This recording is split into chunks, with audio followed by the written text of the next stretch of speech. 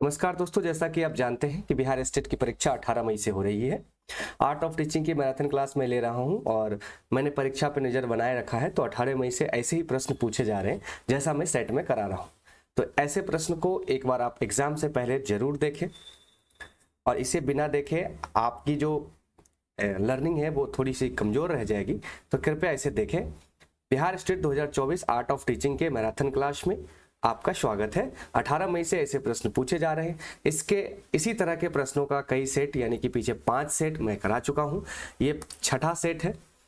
ये सारे सेट्स का जो प्लेलिस्ट है ये हमारे यूट्यूब चैनल पर है।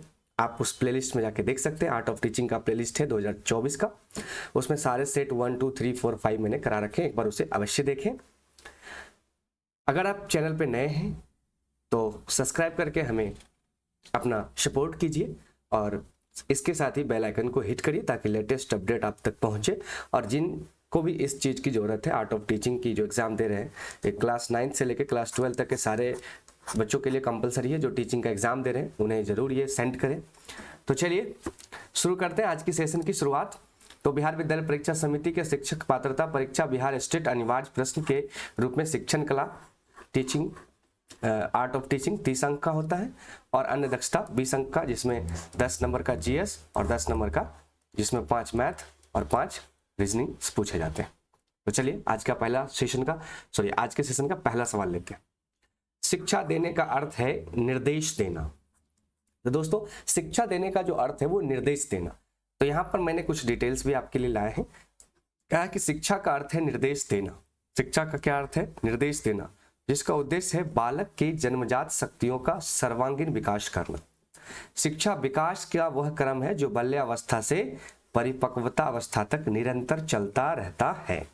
आप वीडियो पॉज करके पूरे डिटेल्स को भी पढ़ सकते हैं।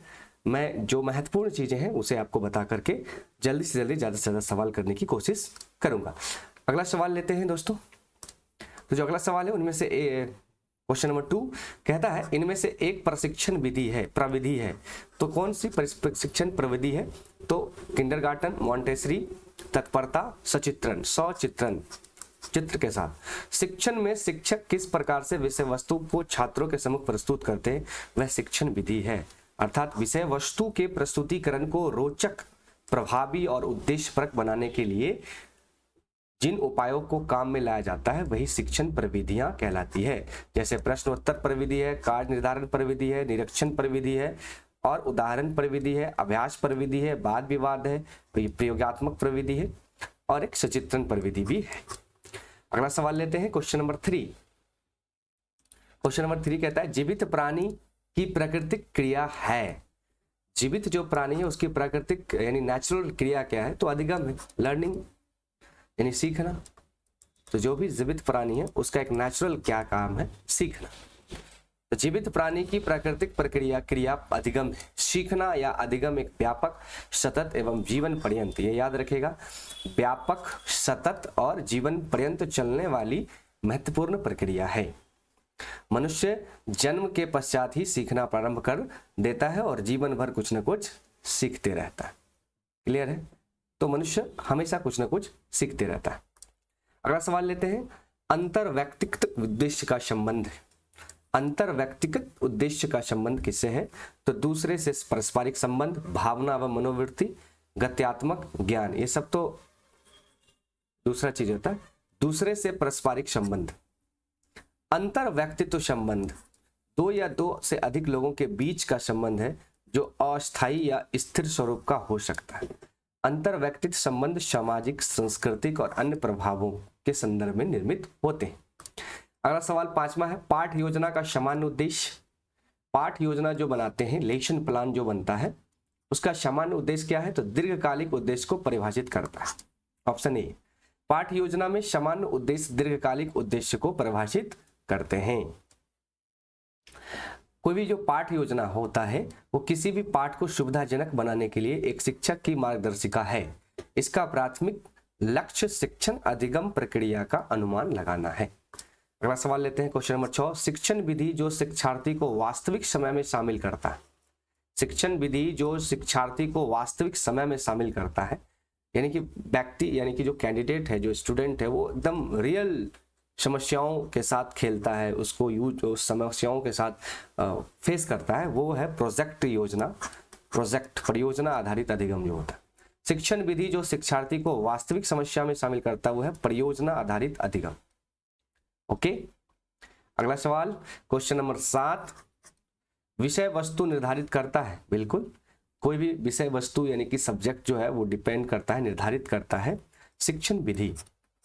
शिक्षक की मनोवृत्ति यानी शिक्षण की साइकोलॉजी से क्या मतलब है, विषय वस्तु को। शिक्षार्थी की भागीदारी, ये भी नहीं। शिक्षक प्रभावशीलता हो, ये भी नहीं। शिक्षण विधि से मतलब है वस्तु निर्धारित करता है, विषय वस्तु। चलिए अगला क्वेश्चन लेते हैं। देखिए लिखा है पाठ्यचर्या के उद्देश्य को प्राप्ति में विषय वस्तु एक साधन के रूप में कार्य करता है। इस प्रकार विषय वस्तु पाठ्यचर्या विकास का एक महत्वपूर्ण अंग है, अतः विषय वस्तु शिक्षण विधि निर्धारित करता है। फ्रॉवेल नामक एक विद्वान थे, उनके अनुसार पाठ्यचर्या को मानव जाति के संपूर्ण ज्ञान तथा अनुभव का सार समझना चाहिए।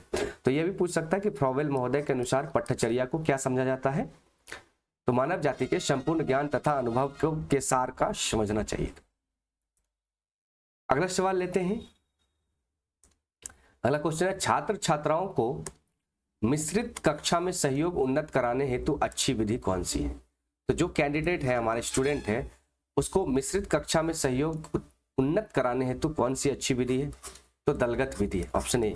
व्याख्यान तो लेक्चर तो टीचर्स देते हैं, प्रदर्शन कह रहा छात्र छात्राओं को मिश्रित कक्षा में, तो मिश्रित कक्षा में तो दलगत कार्य कराइए। छात्र छात्राओं के मिश्रित कक्षा में सहयोग उन्नत करने हेतु दलगत कार्य सबसे अच्छी विधि है। कौन सा कार्य, दलगत कार्य। चलिए अगला सवाल लेते हैं। अगले सवाल की ओर बढ़ते हैं। क्वेश्चन है शिकागो विश्वविद्यालय ने विकसित किया। बिल्कुल, शिकागो विश्वविद्यालय जो कि यूएसए में है, उसने क्या विकसित किया है, तो उसने ADDIE मॉडल, ADDIE मॉडल दिया है। ADDIE क्या होता है, तो analysis, A for analysis, D for design, फिर D फॉर डेवलपमेंट और I फॉर इम्प्लीमेंटेशन और E फॉर इवैल्यूएशन, ADDIE।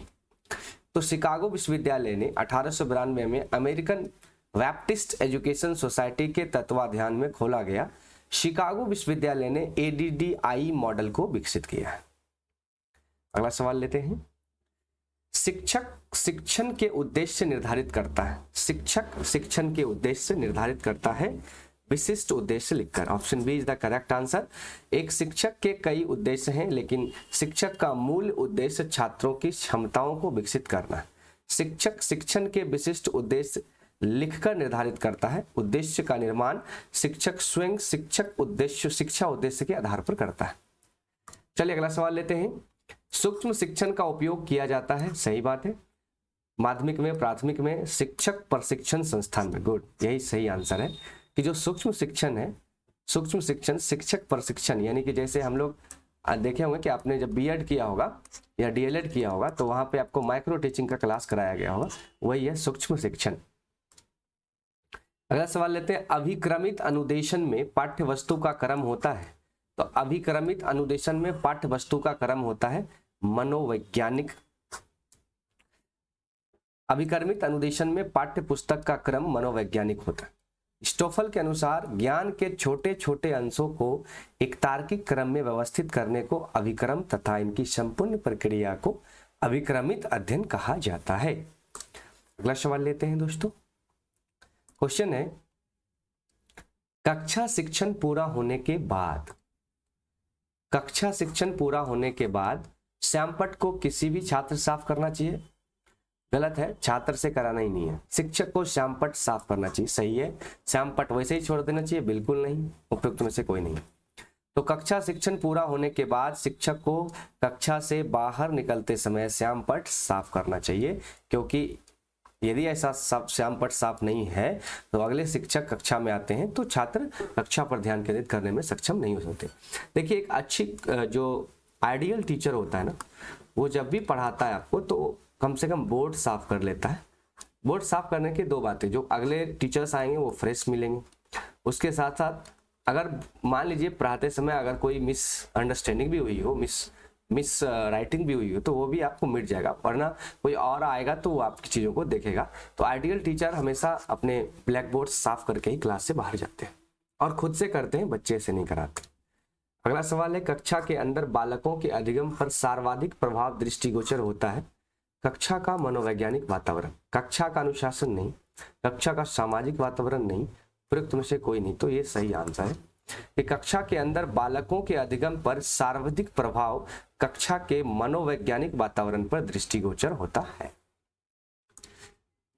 अगला सवाल लेते हैं, समावेशी शिक्षा के मूल सिद्धांत क्या है।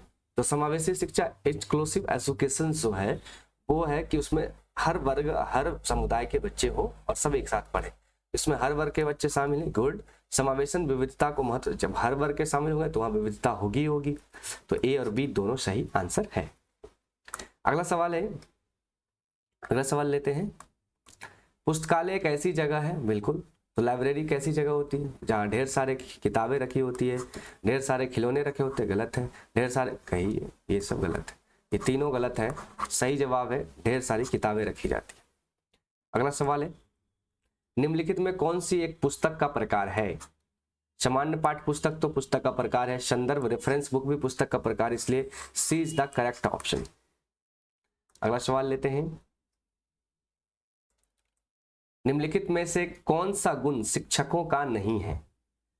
वही सब शिक्षक सहानुभूति प्रकट करते हैं, बिल्कुल सही है, ये गुण तो होना ही चाहिए। संचार कम्युनिकेशन तो होना ही चाहिए, बिना कम्युनिकेशन का तो टीचर आप हो ही नहीं सकते। रचनात्मकता क्रिएटिव तो होना ही चाहिए। इसलिए ये क्यों होना चाहिए भाई, शिक्षक के पास, किसी भी लोग के पास ये नहीं होना चाहिए, शिक्षक के पास तो नहीं होना चाहिए। एक शिक्षक न केवल ज्ञान के स्रोत के रूप में कार्य करते हैं बल्कि एक प्रेरणा स्रोत, संरक्षक, सलाहकार के रूप में भी कार्य करते हैं। शिक्षक की भूमिका शिक्षार्थियों को प्रेरित करना, प्रोत्साहित करना, सहानुभूति देना है। ज्ञान का संचार करना एक शिक्षक का प्राथमिक दायित्व है। तो शिक्षक को कैसा होना चाहिए, रचनात्मक होना चाहिए, इसलिए एक शिक्षक का गुण नहीं है। अगला सवाल लेते हैं, एक शिक्षक के निम्नलिखित में से कौन सा व्यक्तिगत गुण शिक्षण को प्रभावित करता है। देखिए यहाँ ध्यान दीजिए, साइकोलॉजिकल सवाल में लोग फंस जाते हैं। व्यक्तिगत कहता है पर्सनल, तो व्यक्तिगत क्या होना चाहिए, प्रबंधन क्षमता, सामाजिक कौशल, ये सब तो व्यक्तिगत में नहीं आएगा ना। संवेदनशीलता एकदम पर्सनल, संवेदना होनी चाहिए। संवेदनशीलता शिक्षक का एक व्यक्तिगत गुण होता है जो कि शिक्षण प्रक्रिया को प्रभावित करता है। क्लियर है। आप वीडियो पॉज करके डिटेल्स पढ़ सकते हैं जितनी जरूरत हो आपको। अगला सवाल लेते हैं दोस्तों, उच्च शिक्षा में शिक्षकों की भूमिका क्या होती है। तो सीधे समझिए कि जो उच्च शिक्षा है, हायर एजुकेशन, जैसे जब आप कॉलेज महाविद्यालयों में एमएससी बीएससी करते हैं तो वहां शिक्षक की भूमिका बस इतना ही होती है कि वो छात्रों को स्व अध्ययन में बढ़ावा दें। बस बच्चा जो है वो बहुत बड़ा हो चुका है तो उसे अब स्व अध्ययन, सेल्फ स्टडी को जितना बढ़ावा देगा वो खुद से करेगा।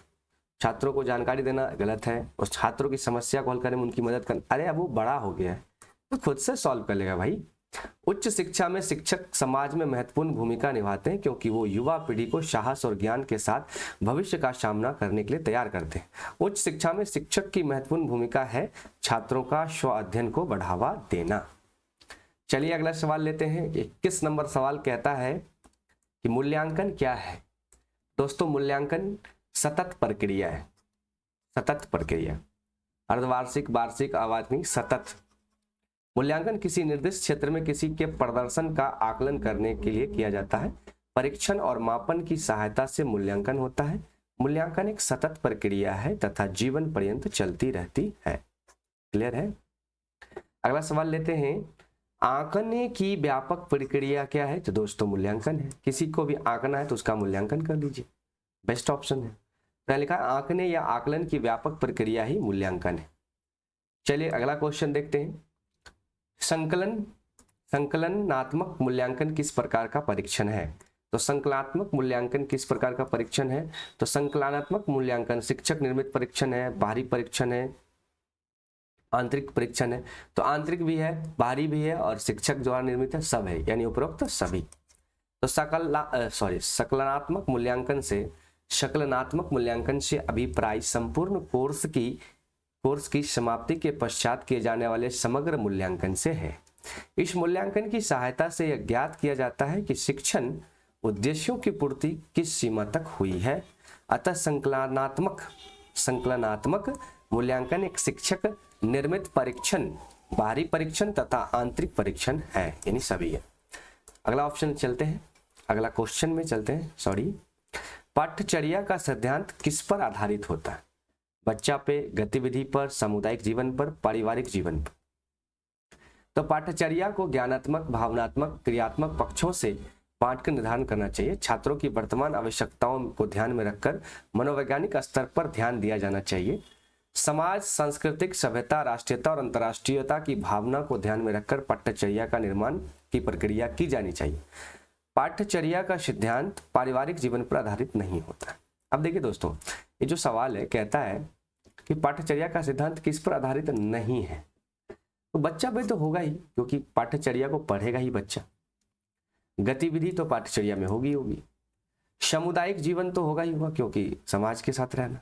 पारिवारिक जीवन से पाठ्यचर्या का कोई लेना देना नहीं है, तो ये निगेटिव है और नहीं ही पूछा है, तो नहीं जवाब देंगे आप। अगला सवाल है, निम्नलिखित में से कौन पाठ्यचर्या का तत्व नहीं है। तो उद्देश्य तो है ही, विषय वस्तु तो उसमें होता ही है, मूल्यांकन तो करना ही होगा आपको, कितना सीखा बच्चा हमारा। शिक्षक उसके तत्व नहीं है, एलिमेंट्स नहीं है। पाठ्यचर्या का मुख्य 4 घटक होते हैं, उद्देश्य, पाठ्यचर्या के प्रकरण या विषय वस्तु, पाठ्यचर्या सामग्री और अनुभव, पाठ्यचर्या मूल्यांकन। अतः विकल्प सी, शिक्षक पाठ्यचर्या का तत्व नहीं है, तो शिक्षक नहीं है। अगला सवाल, विद्यालय में लघु संस्कृति है, तो जो स्कूल होता है आपका विद्यालय, उसमें लघु संस्कृति यानी माइक्रो कल्चर्स क्या है, तो वर्ग कक्ष है। वो हमारा वर्ग कक्ष एक माइक्रो कल्चर है। परिवार थोड़े होता है विद्यालय में, घर तो होगा नहीं, पाठ्यक्रम में कल्चर्स में नहीं होता। वर्ग कक्ष में चूंकि गर्ल्स, बॉयज, विभिन्न जाति धर्म के लोग रहते हैं, तो वो एक लघु कल्चर हमारा है। अगला सवाल लेते हैं दोस्तों, यहाँ पे लिखा है, एक आदर्श विद्यालय समाज का लघु रूप प्रस्तुत करता है। तो विद्यालय एक लघु रूप है ही, आप वीडियो पॉज करके डिटेल्स पढ़ सकते हैं, इसकी जरूरत है नहीं। परामर्श का मूल सिद्धांत क्या है। अगला सवाल कहता है, परामर्श का मूल सिद्धांत क्या है। तो परामर्श का मूल सिद्धांत है व्यक्तिगत भिन्नता पर आधारित होता है। परामर्श का मूल सिद्धांत किस पर आधारित होता है, व्यक्तिगत भिन्नता पर। तो स्वायत्तता तो होनी चाहिए, न्याय होनी चाहिए, निष्ठा भी होनी चाहिए, यानी कुल मिलाकर देखें तो उपरोक्त सभी आंसर सही है। अब आइए डिटेल्स जानते हैं। परामर्श व्यक्तिगत विभिन्नता पर आधारित है। यह प्रत्येक व्यक्ति को स्वनिर्देशित बनाने का प्रयास करता है और उपबुद्धि के व्यक्तिगत समस्याओं में अधिक रुचि रखता है। परामर्श के मूलभूत सिद्धांतों में स्वायत्तता तो आती है, फ्रीडम, उपकार, न्याय और निष्ठा सब आता है। चलिए अगला सवाल देखते हैं। तो अगला सवाल आपके सामने ये रहा, वर्तमान में सीखने का प्रभावी तरीका क्या है। तो भाई स्वयं अधिगम कीजिए, आमने सामने का अधिगम कीजिए, मिश्रित प्रणाली अधिगम कीजिए। तो सीखने का जो वर्तमान है उसमें मिश्रित प्रणाली आपको सीखना होगा, किसी एक चीज का स्वयं अध्ययन नहीं करना, पूरा कॉम्प्लेक्सेशन सिस्टम हुआ। तो सीखने के प्रभावी तरीकों में से वह सभी प्रक्रियाएं शामिल हैं जिसके द्वारा छात्र उच्च गुणवत्ता वाले सीखने का अनुभव में संलग्न होते हैं। वर्तमान में अधिगम का प्रभावी तरीका मिश्रित प्रणाली अधिगम है। यह वो संकल्प है जो कक्षा और आईसीटी समर्थित शिक्षण दोनों में है। जैसे ऑफलाइन और ऑनलाइन शिक्षण में भी पारंपरिक अधिगम के लाभों को श्रेष्ठता बनाती है। अगला सवाल लेते हैं, सीखने का सबसे अच्छा तरीका क्या है। दोस्तों बहुत ही इंपॉर्टेंट सवाल है। सीखने का सबसे अच्छा तरीका है करके सीखना। जैसे आप सब भी वीडियो देखते हैं, यूट्यूब देखते हैं, सब कुछ देखते हैं, लेकिन जो वीडियो बन रहा है या मैं ही क्लास ले रहा हूँ, पढ़ा रहा हूँ, आप में से बहुत सारे टीचर होंगे और आप टीचिंग की परीक्षा ही दे रहे हैं, तो आप तो टीचर हैं ही। तो आप देख करके अच्छा तरीके से नहीं सीख सकते हैं, लेकिन अगर आपको सच में कुछ सीखना है, क्या कल को हमें भी यूट्यूब पे लेक्चर्स लेने हैं, रिकॉर्ड करने हैं, बनाने हैं, तो आपको करना होगा। तो करना चाहिए, आपको करके सीखना होता है। मैं भी आज कर रहा हूँ, तो इसी से बहुत कुछ सीख भी रहा हूँ कि कैसे करना है, कैसे और बेहतर करना है। और यदि आपको वीडियो पसंद आ रहा है तो वीडियो को लाइक कीजिए। यदि आपको कोई सुझाव देना है तो कमेंट में अपनी राय जरूर दीजिए, और चैनल पे नए हैं तो सब्सक्राइब कर दीजिए। चलते हैं वापस अपने टॉपिक पर। सीखने का सबसे अच्छा तरीका है करके सीखना। यह विभिन्न छात्रों को अपने स्वयं के व्यवहार से विश्लेषण करने और सीखने के लिए संलग्न करती है। तो करके सीखना बेस्ट है। त्रिआयामी शिक्षण सामग्री यानी कि 3 डायमेंशनल टीचिंग मेथड्स या टीचिंग सामग्री, टीचिंग प्रोडक्शन क्या है, टीचिंग प्रोडक्ट क्या है। तो श्यामपट्ट, मॉडल, चार्ट, उपयुक्त सभी। तो इसमें आंसर होगा मॉडल। देखिए, त्रिआयामी सहायक सामग्री का शिक्षण सहायक सामग्री के रूप में प्रभावशीलता का साथ उपयोग किया जाता है। विकल्प बी, मॉडल एक त्रिआयामी शिक्षण सामग्री है। देखिए, ये विकल्प बी ही क्यों है? देखिए, श्यामपट्ट, ये श्यामपट्ट है, आप इस पे लिख देते हैं, ये 2 डायमेंशनल है। चार्ट पेपर में आप कोई चीज बना देते हैं, लेकिन जब आप मॉडल बनाते हैं तो एक प्रॉपर ये 3 डायमेंशनल हो जाता है, इसलिए इसे कहते हैं त्रिआयामी शिक्षण सामग्री, मॉडल्स। अगला सवाल लेते हैं दोस्तों। 30 सवाल खत्म हो चुके हैं जो कि आर्ट ऑफ टीचिंग से है। अब जो आपके सामने 10 सवाल होंगे वो जनरल स्टडीज के पेपर के सवाल होंगे। तो पहला 31 नंबर, लेकिन जीएस का पहला, हर्यंक वंश का संस्थापक कौन है? देखिए, हिस्ट्री से सवाल है। हर्यंक वंश का संस्थापक है बिंबिसार।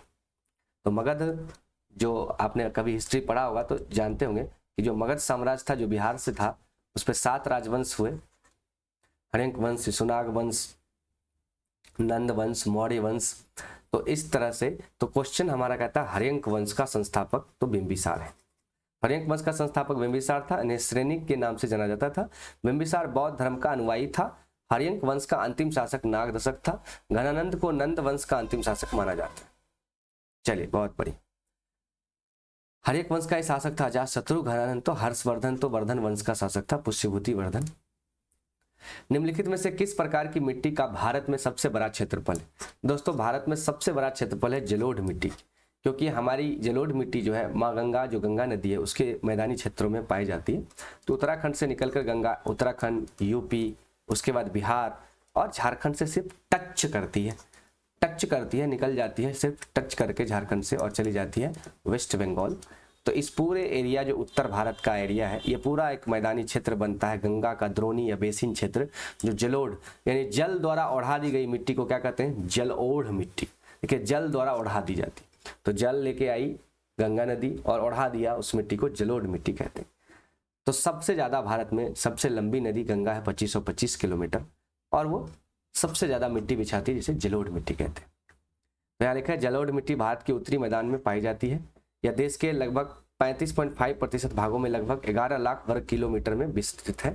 जलोढ़ मिट्टी या दोमट मिट्टी में पोटास, फास्फोरिक एसिड, चूना जैव पदार्थ की प्रचुरता पाई जाती है, परंतु इनमें नाइट्रोजन और ह्यूमस की बहुत कमी होती है, क्योंकि बहा के लाई जाती है। नाइट्रोजन और ह्यूमस वहाँ आएगा जहाँ पे कार्बनिक चीजें आएगी, जैसे कि वन, जंगल, ये सब। अगला सवाल लेते हैं 33 नंबर। निम्नलिखित में कौन सा या से मनी मार्केट इंस्ट्रूमेंट हैं?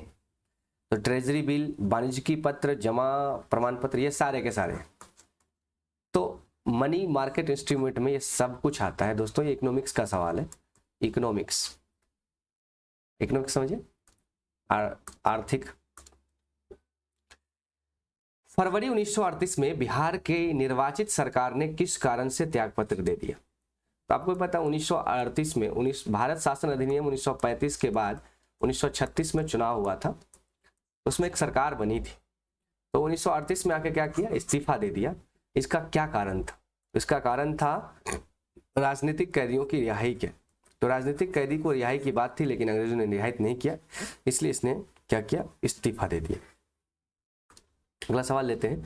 समाचारों में रही यूएल पिन किस क्षेत्र से संबंधित है? देखिए, यूएल पिन किससे क्षेत्र? यूनिक लैंड पार्सल आइडेंटिफिकेशन है। लैंड यानी कि भूमि, जैसे एलपीसी आप बनाते हैं ब्लॉक में, एलपीसी लैंड पोजीशन सर्टिफिकेट, तो ये भूमि संसाधन डिपार्टमेंट से संबंधित है। ये 14 अंक की का भूमि संपत्ति पहचान संख्या है, अल्फा न्यूमेरिक होती है। यूएल पिन जैसे यूआईडी पिन होता है, आधार कार्ड नंबर, वैसे ही। अगला सवाल लेते हैं। निम्नलिखित में से कौन सी बीमारी धुंध के कारण होती है? तो ये पर्यावरण से सवाल है कि धुंध के कारण कौन सी बीमारी होती है? रिकेट्स, ब्रोंकाइटिस, सांस लेने की समस्या, ये सभी होती है। देखिए, रिकेट्स तो होगी, ब्रोंकाइटिस यानी कि आपके फेफड़ा के अंदर प्रॉब्लम्स होगी, और तो सांस लेने की समस्या तो होगी। तो धुंध काफी दूषित होता है, जो सांस के जरिए शरीर में प्रवेश करता है या फेफड़ा को संक्रमित कर सकता है, जिसमें सांस से जुड़ी बीमारियां जैसे अस्थमा, वातस्फीति और अन्य सांस लेने की संबंधी समस्याएं आपको होती है। अगला सवाल लेते हैं दोस्तों। तो अगला सवाल कहता है, निम्नलिखित में से कौन सा ठोस अपशिष्ट नगर ठोस अपशिष्ट शब्द का वर्णन करता है? तो नगर ठोस अपशिष्ट जो होता है वो बहुत खतरनाक कचरा होता है, तो option B is the correct answer. तो नगर ठोस अपशिष्ट शब्द का प्रयोग आमतौर पर किसी शहर, कस्बे के अधिकांश और गैर खतरनाक ठोस कचरे का वर्णन करने के लिए किया जाता है, जिन्हें नियमित संग्रह का और प्रसंस्करण या निपटान स्थल तक परिवहन की आवश्यकता होती है। क्लियर है? अगला सवाल लेते हैं, जंगल की आग का मुख्य कारण क्या है? तो दोस्तों जंगल की आग का मुख्य कारण क्या है? ज्वालामुखी? बिल्कुल नहीं, ज्वालामुखी से जंगल की आग का कोई मतलब नहीं है। बिजली? जंगल में कौन सा बिजली होता है? प्रदूषण एक समस्या ये हो सकती है, लेकिन सबसे बड़ा समस्या है मानव गतिविधि। हमने क्या किया? जंगल में मुख्य आग इसलिए लगा क्योंकि हमने जंगल कटाई की, टेम्परेचर बढ़ा, जिस टेम्परेचर के कारण चीज़ें बहुत खराब हुई। उसके बाद हम जंगल में फोटोग्राफी गए करने, जंगल में कैंप लगाया, जंगल में सिगरेट पिए, जानवर भागे, पटाखे जलाए, माचिस फेंका। तो जंगल में आग लगने का खतरा मानव की गतिविधि से ज़्यादा है। प्रदूषण तो तब होगा जब वन की कटाई कर देंगे, अन्य माध्यम से कई तरह से प्रदूषण होता है, जल प्रदूषण, वायु प्रदूषण, मृदा प्रदूषण। लेकिन मानव की गतिविधि, देखिए सबसे अच्छा जीव ईश्वर ने बनाया मानव, लेकिन आज हम लोग खुद से ही अपनी प्रॉब्लम्स के जड़ बने हुए, और आज मानव ही सबसे बड़ा सरदर्द और समस्या का कारण है। आप देखिए, आप शहर में जाइए, सबसे ज्यादा पढ़े लिखे लोग कहाँ होते हैं? शहर में। और सबसे ज्यादा गंदगी कहाँ होती है? शहर में। तो एजुकेशन से गंदगी का क्या संबंध है? देख लीजिए, सबसे ज्यादा कहते हैं कि लोग गांव में अशिक्षित होते हैं, लेकिन सबसे ज्यादा साफ सफाई गांव में है। तो आप ये अंतर देख पा रहे हैं? गांव की जो वातावरण है वो ज्यादा शुद्ध है, शहर का ज्यादा खराब है। वहां जनसंख्या ज्यादा है, पढ़े लिखे लोग ज्यादा है, फिर भी गंदगी ज्यादा है। तो मानव गतिविधि, चूंकि मानव ज्यादा है तो उनकी गतिविधि के कारण वहां प्रदूषण और खतरा प्रॉब्लम्स आते हैं। अगला सवाल लेते हैं, और ये सवाल है, निम्नलिखित में कौन सा ग्लोबल वार्मिंग का प्रत्याशित प्रभाव है? ग्लोबल वार्मिंग का प्रत्याशित क्या है? समुद्र के स्तर में वृद्धि। ये बात सही है, ग्लोबल वार्मिंग होगा तो टेम्परेचर बढ़ेगा, टेम्परेचर होगा तो हमारे जितने भी हिमखंड हैं यानी पहाड़ हैं वो सब पिघल जाएंगे, जिससे जलस्तर बढ़ेगा, वर्षा में बदलाव आएगा, बारिश होने कम हो जाएंगे, रेगिस्तान का विस्तार होने लगेगा क्योंकि भूमि पर वन उगेंगे नहीं। तो सभी चीज उपरोक्त सभी होगा। ग्लोबल वार्मिंग का प्रत्याशित प्रभाव यानी ग्लोबल वार्मिंग अगर बढ़ा तो उसका क्या क्या इफेक्ट देखने को मिलेगा? तो सभी इफेक्ट देखने को मिलेगा। ग्रीन हाउस गैस के प्रभाव के कारण पृथ्वी के औसत तापमान में वृद्धि होती है, जिसे ग्लोबल वार्मिंग कहते हैं। ग्लोबल वार्मिंग के प्रभाव के कारण ही समुद्र का स्तर प्रति वर्ष 0.12 इंच बढ़ रहा है। चलिए आगे बात करते हैं। क्वेश्चन नंबर 40, किश्तवाड़ राष्ट्रीय उद्यान की स्थापना किस वर्ष हुई थी? तो दोस्तों किश्तवाड़ राष्ट्रीय उद्यान जो कि जम्मू कश्मीर राज्य में है, 1981 में इसकी स्थापना हुई थी। क्या लिखा है? किश्तवाड़ राष्ट्रीय उद्यान भारत के जम्मू कश्मीर राज्य के किश्तवाड़ जिले में स्थित है। इसे 4 फरवरी 1981 को राष्ट्रीय उद्यान की घोषित किया गया था। तो ये आज का अंतिम सवाल है। यदि आप पूरी वीडियो को देखें और चैनल पे नए हैं तो यूट्यूब के हमारे इस चैनल को आप सब्सक्राइब करके हमें सपोर्ट कीजिए, ताकि हम आपके लिए और भी बेहतर वीडियो बनाकर लाते रहें। वीडियो पसंद आ रहा है तो लाइक कीजिए और अपने दोस्तों के साथ शेयर कीजिए।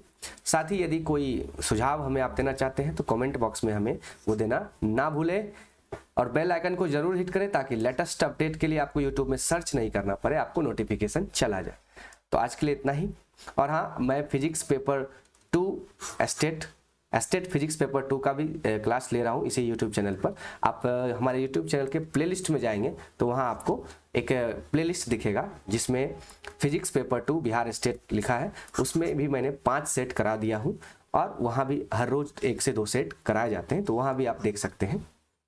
और भी latest update, job updates, job news, या फिर क्लास की तैयारी कैसे करनी है, कैसे पढ़ाई करनी है, कैसे कॉम्पिटिटिव एग्जाम को निकालना है, उन सभी बातों पे मेरा वीडियो प्लेलिस्ट में उपलब्ध है। आप उसे देख करके अधिक से अधिक लाभ ले सकते हैं।